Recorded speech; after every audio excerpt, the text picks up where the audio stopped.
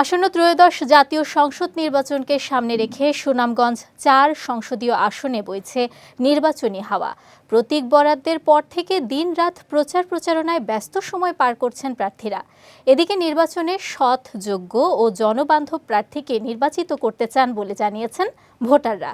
সুনামগঞ্জ প্রতিনিধি আলাউর রহমানের পাঠানো তথ্যচিত্রে বিস্তারিত ডেস্ক রিপোর্টে।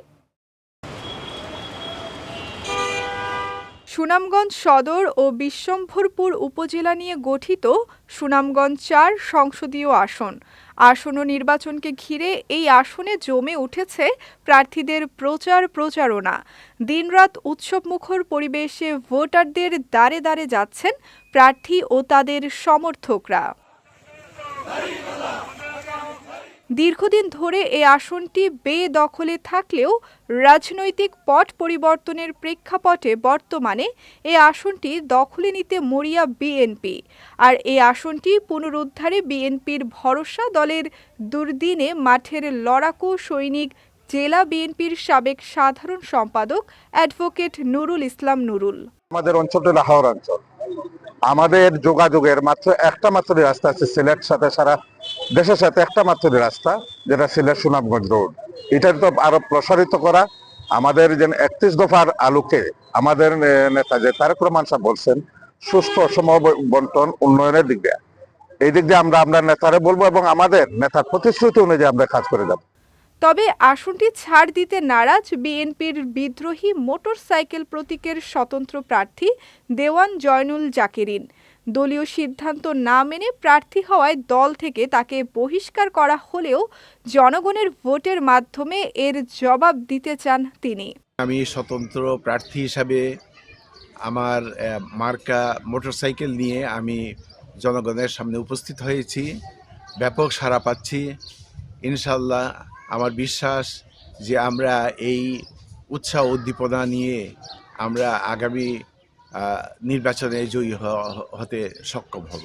এদিকে প্রচারণায় পিছিয়ে নেই জামায়াতের প্রার্থী অ্যাডভোকেট শামস উদ্দিন।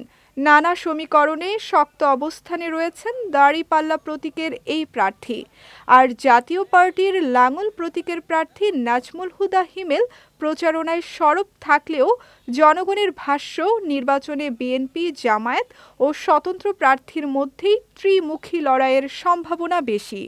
দাঁড়িপাল্লার প্রার্থী হিসেবে জনগণের পক্ষ থেকে আমরা ব্যাপক সাড়া পাচ্ছি। বিশেষ করে তরুণ সমাজ এবং নারী ভোটাররা কাছ থেকেও আমরা ব্যাপক সাড়া পাচ্ছি। কারণগঞ্জে মেডিকেল কলেজ স্থাপিত হলো, এখনো পূর্ণাঙ্গভাবে মেডিকেল কলেজ কার্যক্রম শুরু হচ্ছে না। এই ক্ষেত্রে যারা শিক্ষার্থী তারা ক্ষতিগ্রস্ত হচ্ছে। এই মেডিকেলের বিষয়ে আমরা উপযুক্ত ব্যবস্থা গ্রহণ করব। তবে হাওড়াঞ্চল অধ্যুষিত এই অঞ্চলের কৃষি, চিকিৎসা, যোগাযোগ ব্যবস্থা সহ সার্বিক উন্নয়নে ভূমিকা রাখতে পারেন এমন সৎ ও যোগ্য প্রার্থীকেই নির্বাচিত করতে চান ভোটাররা।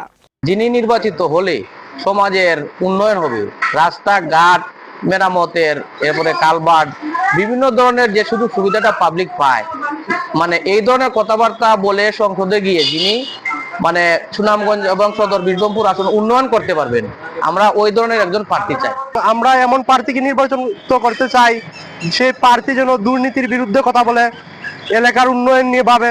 যদি বিষয়টা হইলো আমরা যদি রাস্তাঘাট যা আছে যদি সুন্দর প্রতিষ্ঠানিকভাবে তাই নিয়ে করতে পারবেন বা করবো, এলাকা এমপি আমরা প্রয়োজন। সাধারণ জনগণ আসলে খুব উল্লাসিত এই 17 বছর পর এই নির্বাচনটা আসছে। আমরা আশা করি ভোট দিতে পারবো। আমরা এমন একজন প্রার্থীরে এবার নির্বাচিত করতাম চাই যে আমরা বিশেষ করে শিক্ষা ব্যবস্থার উন্নয়ন করব। কারণ বিগত শিক্ষা ব্যবস্থা এমন এক দশা হয়েছে, সব অটো বাস দেওয়া হয়ে গেছে। এবার যাতে আমরা এমন এমপিরে পাই এবং অটো বাসের ব্যবস্থা এটা তুলে নেওয়া হয়। আমরা তো ভালো এমপি চাই, আমরা তো হইয়া বইরা এমপি হল গেলে আমরা বাঙ্গা সাঙ্গা কোনটাই জানা।